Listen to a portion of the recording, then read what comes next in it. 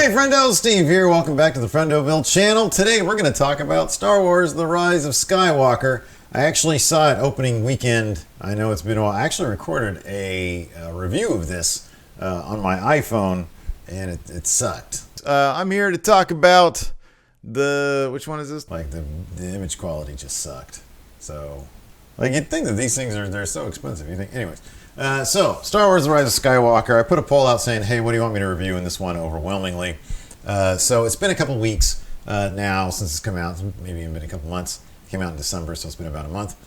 And so, I've had time to stew on it. I've had time to look at other people's perspectives on this movie. And it feels like there are kind of two lines of thought on Star Wars: The Rise of Skywalker. At least when I look at my Twitter feed, that's what I see. I see some people saying, half the people seem to be saying, hey, this is a fun Star Wars movie. I enjoyed it. Very defensively. I enjoyed it. And if you didn't enjoy it, then you don't even like anything in life. And then there's another group of people who are like, this is a pile of shit. What the hell was it? What did I just watch? And I think it's very possible that it's actually both of these things. I think it's actually a really fun movie and a very, very Star Wars movie. And it's also a big piece of shit. And I think this is one of those movies that can totally occupy both these spaces. First of all, this movie is essentially two movies in one. The opening scroll alone is its own movie. I don't know what the fuck they were thinking when they started out this final trilogy, which wraps everything up. And they didn't think, with all the money they have, they didn't think, hey, maybe we should plot out all three of these movies in advance. J.J. Abrams is at the helm. Have the brain trust, the Star Wars brain trust, come up with three treatments and see it through. Now, from what I understand, some of that might have been possible, or some of that might have actually happened, because from what I understand, Carrie Fisher, Princess Leia, she's supposed to have a pretty big role in this third one. And obviously she passed away before they started shooting, so she was used in limited amounts to extremely cringeworthy effect, mind you, in this last movie. So I understand, but I kind of think that like the bigger beats with the young cast could have all been plotted out and is super obvious, especially given the response to The Last Jedi, which, obviously was a completely different writer, director, Rian Johnson, who I'm a big fan of. I actually liked The Last Jedi. There were problems with it, of course, but I really like The Last Jedi. And its basic philosophy of let go of the past, be new, do something new. And this movie basically tried to retcon all that stuff. I mean, they basically said, yeah, Last Jedi happened. Did it really? So getting back to my point about the opening scroll. So I can imagine these guys, J.J. Abrams, what's her name, Kathleen Kennedy, and their brain trust, sitting around thinking, we got that last movie, Last Jedi, and we didn't know Rian Johnson was going to make such a left field movie, such a movie that was so out there, it didn't get us back on track. There was no fan service in that movie, damn it. We need our fan service.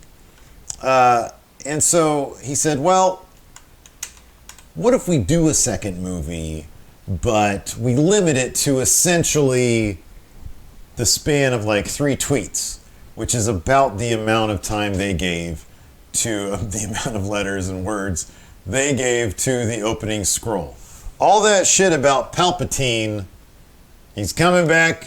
They've got he's running these vignettes apparently, these communications, and they want to know where he's at. That's a whole goddamn movie into itself. And in fact, the fact that Palpatine's back, number one, come on, let's be honest. It's fucking lame because they don't explain a goddamn bit of it.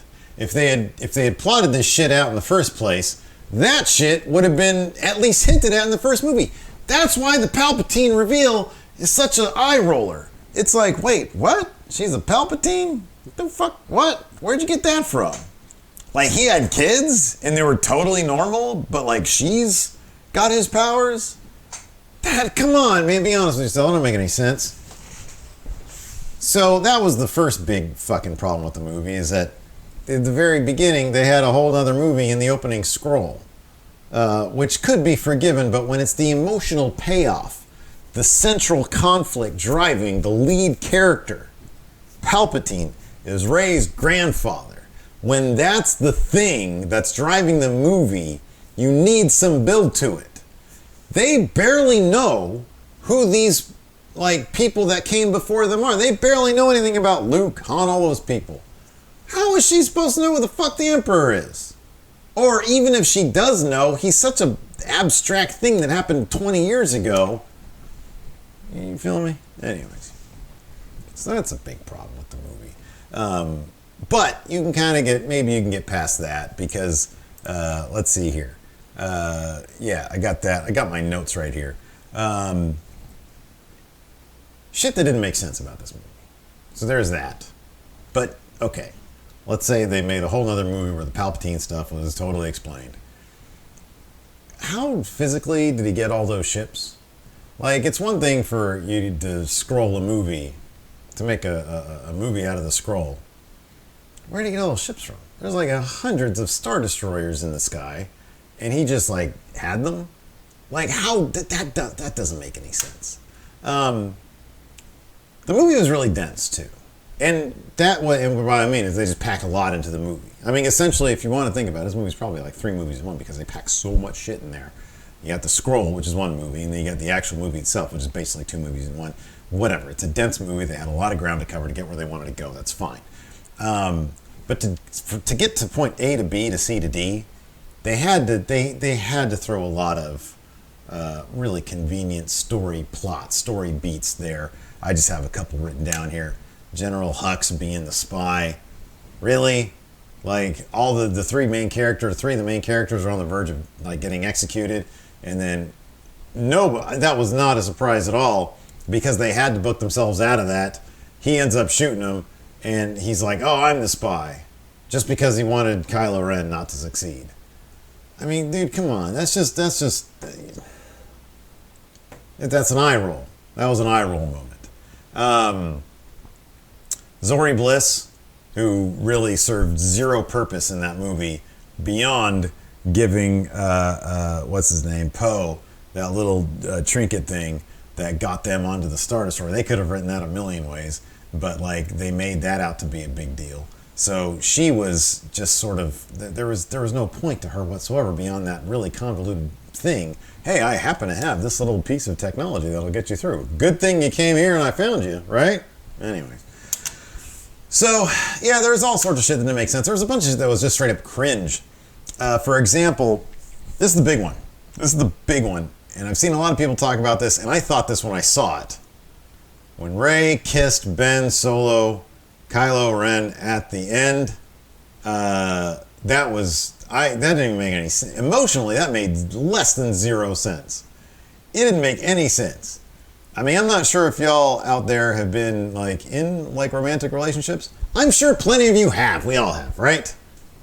At what point have you ever been in like a knockdown, drag out, fight to the death with somebody over multiple years, and then when they finally at the last minute come around to becoming a good guy, not really erasing anything they've done in the past, you feel the need to kiss them? When was there any, I mean, I get that in The Last Jedi, yeah, there were moments that felt like there could have been possibly a romantic connection. You know what Ben Solo really needed? He needed in that last moment of his life, which really wasn't even explained why he disappeared, just a nice kiss on the forehead. What about that? What he needed family. He needed validation from family, and if she were to give him anything in his last moments, why was a kiss on the lips necessary? It was so fucking, like, what? Where was that a thing? Just give him a peck on the forehead, then it's like, oh, this poor troubled kid who thought his uncle was trying to kill him, he's all mixed up. he ends up on the bad side. He keeps on digging a bigger hole for himself. It made it even worse when he kills his dad, which, by the way, I really did appreciate I really liked the cameo from Han Solo from Harrison Ford. I really like that. Like, he needed, like, validation from his family. That's what the entire goddamn trilogy of trilogies is about family. And every time they try to stray into romance, it goes awry. Luke and Leia. This just didn't make any sense. I thought that could have been handled a lot sweeter. Here's the thing about this movie. J.J. Abrams is actually a really good filmmaker when it comes to moments, like singular moments, like when I just mentioned the Harrison Ford Han Solo cameo. It was a really nice little moment between Ben Solo and Han Solo. It was a good moment.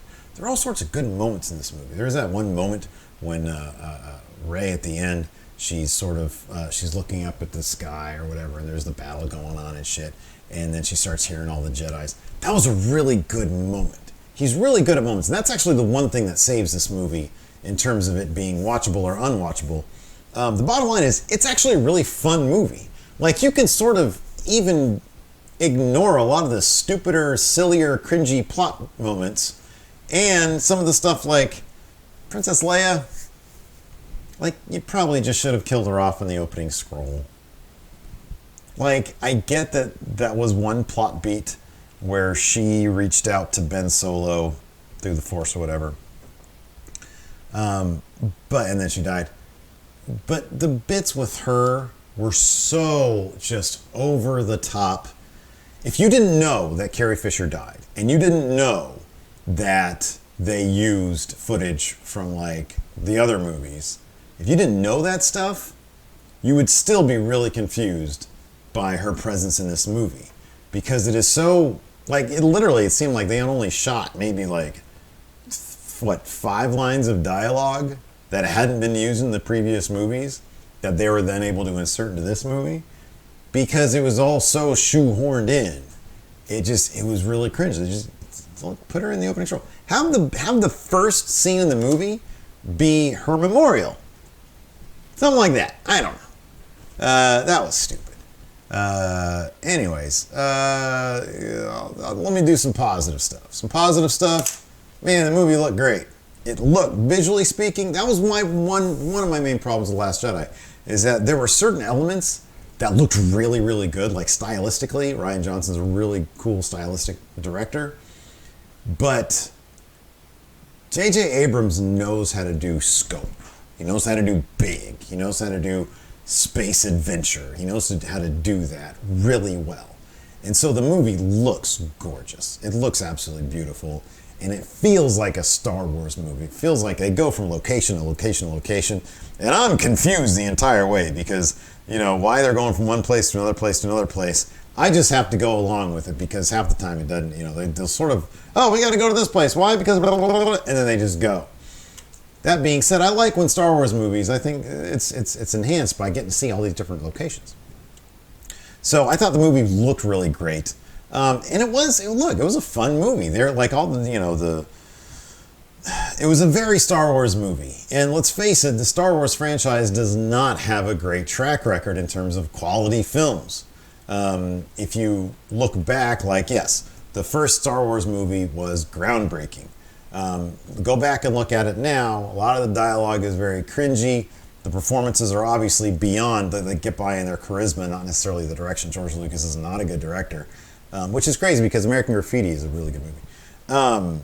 And then Empire Strikes Back, obviously, great movie. Return of the Jedi, solid, kind of cheesy in parts, but it's a decent movie. And then obviously the prequels are complete trash. So even if you say, hey, 3 really good movies, 3 horrible, trash, crap, terrible movies, even each other out. Force Awakens, decent, but it's basically just a retread of the first movie. So, yeah, I don't know. And there's, other stuff, cartoons and stuff. Mandalorian was excellent. That was, my favorite bit of Star Wars, to be honest with you. It was great. Nothing bad about it. But, yeah, I actually felt it was a fun movie. I was never really bored by it. I was confused by a lot of it, but I was never really bored by it. And it's a fun Star Wars movie. It's a must watch if you're a Star Wars fan, obviously. Like, I'm sure if anybody's watching this, they're a Star Wars fan. You've seen the movie. You're just here to get my thoughts on it. So yeah, I'm going to say this. It's basically, it's a piece of shit, and it's a really fun movie. I think that can totally coexist. We've all known movies out there that have been like, wow, technically it's not a good movie, but it's actually pretty fun. So yeah, I'm curious to see where they're going to go from here in terms of Star Wars. I'm kind of glad they're done with the whole Skywalker thing. Kind of, I don't know. I wouldn't mind seeing some of these characters again. I mean, obviously I'm going to talk about this for a second. The Rose character, because I know a lot of people saw this movie. That's kind of fucked up, isn't it? Like, here's the thing. In The Last Jedi, I was not a big fan of the Rose character. I really wasn't. I thought that her and Finn's character, I just don't think those actors had much chemistry. And it was just, there was like a big cheesy chunk of script. I thought it was absolutely terrible how the actress that played Rose was like basically harassed off Instagram and off Twitter or whatever. That's horrible. I think people are fucking terrible when they do that shit. If you have a problem with a character or a story arc, that's great. Like, you know, find a way to channel that frustration into like something constructive, like a YouTube video. But to like spit fire or to spit venom at an actress for playing a role is fucking subhuman. It's low, and you're a piece of shit if you've done that, basically.